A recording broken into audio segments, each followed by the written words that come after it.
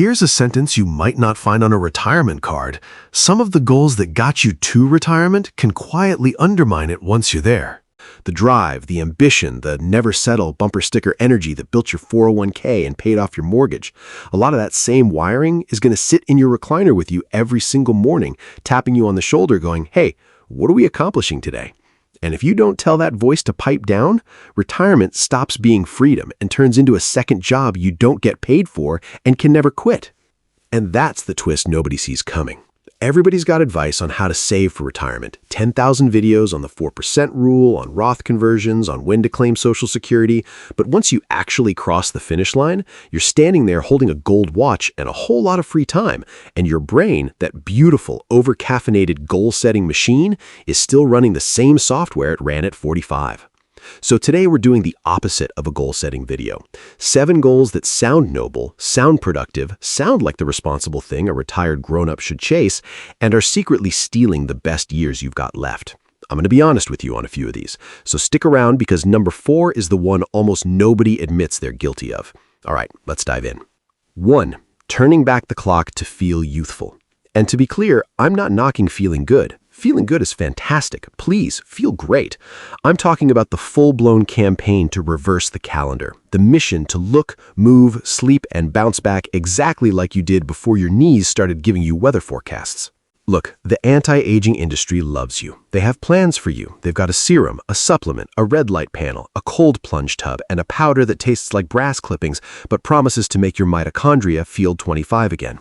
And somewhere in the middle of all that, you've quietly signed up for a war you cannot win. You are, as of today, undefeated against aging in exactly 0 out of your total attempts. There's a huge difference between staying healthy and fighting time. Staying healthy is going for a walk, lifting something heavier than your phone, eating like an adult, and sleeping. Fighting time is standing in front of the mirror doing math on how many good years you have left, like you're auditing a spreadsheet. Here's the trap. When feeling youthful becomes the goal, every wrinkle is a failure. Every slower morning is a loss. You start experiencing your own body as a problem to be solved instead of a home to be lived in. And that's a miserable way to spend a Tuesday. The retirees I've watched do this best, they stopped trying to be young and started trying to be sturdy. Sturdy is a phenomenal goal. Sturdy means you can get down on the floor to play with a grandkid and, this is the important part, get back up without narrating the whole thing. So quit chasing 25. You already did 25. You survived it. And honestly, some of you barely made it. Chase strong, chase mobile, chase energetic. Let the clock do its thing. It's undefeated too. 2. The bucket list scoreboard. I love a bucket list, genuinely. Big trips, wild experiences, the thing you always swore you'd do someday. Someday is finally here. Go do it. That's the good version. The bad version is when the bucket list stops being a source of joy and becomes a to-do list you're behind on. When you catch yourself checking boxes instead of having experiences. When you fly all the way to Paris and spend the whole time stressed that you're not seeing Paris efficiently enough. And you power walk past the Mona Lisa like she owes you money just so you can tell people you did the Louvre. You didn't do the Louvre. You did a fast walk past some paintings while looking at your phone. I've watched people treat retirement like they're speed running their own leisure, 7 countries in 9 days, a photo at every landmark taken while already jogging to the next one. And when they get home and you ask how the trip was, they don't say, amazing. They say, we got a lot done. My friend, it was a vacation, not a quarterly earnings call. Here's the thing nobody tells you about a bucket list. The goal was never the list. The list was just an excuse to feel alive. And you can feel completely alive doing something that isn't on any list at all. Sitting on a porch you love, with a person you love, doing absolutely nothing measurable. So quit keeping score. There's no prize for the retiree who dies with the most check marks. Nobody's reading your itinerary at the funeral going, wow, incredible box checking, really maximized the value. Do the trips, do the wild stuff, but do it slow enough to actually be in it. A bucket list is supposed to fill your life, not run it. 3. Your old title. For a lot of us, the job wasn't just a job. It was an identity with a paycheck attached. You were the VP, the doctor, the foreman, the one people came to when things broke. And for 30, 40 years, what do you do was the easiest question in the world because your answer told everybody exactly who you were and roughly how impressed to be. Then you retire and suddenly that question hits different. Somebody at a barbecue goes, "So what do you do?" And there's this little pause, this tiny, awful pause where you reach for the old title and it's not there anymore. So you say, "Well, I was the regional director of," and you can feel yourself doing it, living in the past tense. I get it. That title was hard won. But here's the trap. When your old role is still your identity, retirement feels less like a promotion and more like a demotion from somebody to nobody. And that's a lie. That's just your ego doing a bad audit. The people you loved never loved the title. Your grandkids do not care that you managed a P&L. Nobody has ever, in the history of hugs, hugged a job title. You were not the thing on the old business card. You're the person who showed up, who was reliable, who solved problems, who cared. All those traits are still in there. They didn't retire. You just get to point them at better stuff now. A garden, a nonprofit, a fishing trip, a grandkid who thinks you're a superhero. So quit introducing yourself in the past tense. You're not what you were. You're what you are. And retired is not a lesser title. It might be the best one you ever earned. 4. Earning your rest. This one hides because it looks like a work ethic, and you spent your whole life being praised for your work ethic. But watch what it does to a retiree. You wake up, you've got nowhere to be, nothing on the calendar, and instead of feeling free, you feel this low hum of guilt, like you're getting away with something. So what do? You manufacture busy. You find a chore. You reorganize the Tupperware cabinet and declare war on the lids. You cannot simply sit down and enjoy a cup of coffee because sitting still feels like loafing, and loafing has to be earned, and you haven't clocked enough productivity today to deserve the recliner. I know people who literally cannot relax until they've completed a task, as if rest is a coupon and they've got to buy something first to use it. They'll be on a beach they saved 40 years to visit, mentally drafting a punch list of things to fix back home. Let me say this as clearly as I can.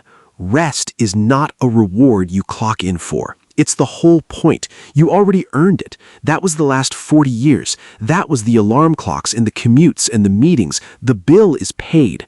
Retirement isn't a bonus you have to keep requalifying for. It's the thing all that work was for. Somewhere along the way, a lot of us absorbed the idea that our worth equals our output. That if we're not producing, we're not valuable. And that idea will follow you right into your golden years and quietly rob them, one guilt-ridden afternoon at a time.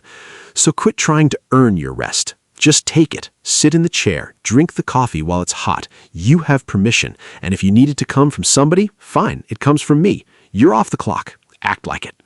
Fixing your kids. Oh, this one's spicy. And I say it with love because I get why you do it. You spent 2 decades keeping these people alive. You taught them to tie their shoes, to drive, to not text back K to their boss. Parenting was the biggest project of your life, and you were good at it.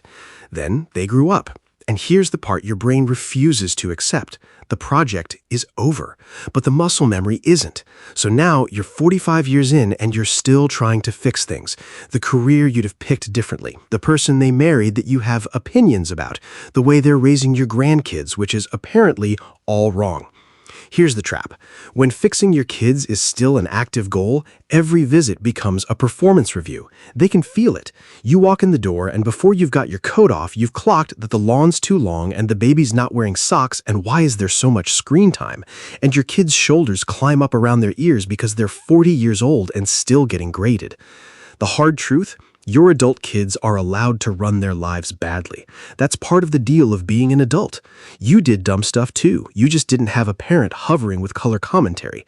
The goal was never to build kids who do everything right. It was to build kids who could stand on their own. And if they're standing, congratulations, you won. You can put the clipboard down. So quit trying to fix them.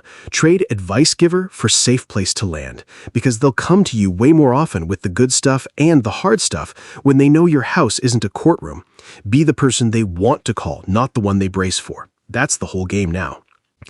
Number 6, rewriting the past. Now, you'd think with all this free time, the mind would wander somewhere nice. Sometimes it does, and sometimes it wanders straight into 1987 and starts filing an appeal. You know the loop. If only I'd bought that house. If only I'd taken that job. If only I'd said yes to her or no to him, or invested in the thing that turned out to be worth a fortune. Retirement gives you a lot of quiet And quiet is exactly where regret likes to set up shop. You start running these mental do-overs, replaying old decisions, arguing with people who aren't even in the room, trying to win a game that ended decades ago. Here's the trap, and it's a cruel one. You're spending the time you have left renovating the time you don't. It's the ultimate bad investment. You cannot buy a single share of the past. That market is closed, and no amount of ruminating at 2 a.m. is going to change the closing price. And can I be real with you? Even the regrets are usually a fantasy. You imagine the version where you took the other road and everything was perfect, but you don't actually know that. Maybe the other job would have given you an ulcer. Maybe the one that got away would have driven you nuts by year 3. You're not comparing your life to a real alternative. You're comparing it to a highlight reel that never existed. The past isn't there to be fixed. It's there to be learned from and then set down. Every scar you've got is proof you survived something. That's not a regret, that's a resume. So quit trying to rewrite it. You get one edit left, and it's not the past, it's today. Spend your attention there. It's the only chapter you can still hold the pen on. Number 7, the perfect anything. This one wears a disguise because it looks like caring. You want the perfect retirement, the perfect daily routine, the perfect health regimen, the perfect grandparent version of yourself, the perfect legacy so that decades from now people describe you in exactly the right adjectives. It sounds so responsible, doesn't it? But watch what perfect actually does. Perfect never arrives, so you never rest in what you've got. The perfect schedule means one lazy day feels like a failure. The perfect health means one slice of birthday cake spirals into guilt. The perfect family gathering means you spend the whole holiday so stressed about the gravy and the seating and the vibe that you forget to actually enjoy the people you invited. You're so busy staging the memory that you miss the moment the memory was supposed to be of. I've watched people postpone entire lives waiting for conditions to be perfect. We'll travel once the house is done. I'll relax once everything's organized. I'll enjoy it once the finances are exactly right. And perfect keeps not showing up because that's the one thing perfect reliably does. It doesn't show up. Meanwhile, the ordinary, imperfect, gravy, slightly lumpy days are quietly the best ones you're ever going to get, and you're rushing past them looking for something better. Here's the mindset that beats it, and it's the least glamorous advice in this whole video. Aim for good enough. A good enough day lived beats a perfect day imagined every single time. Good enough is available right now. Perfect is always sold out. So quit chasing perfect. Your retirement doesn't need to be flawless to be wonderful. It just needs to be yours, and it needs you to actually be present for it, lumpy gravy and all.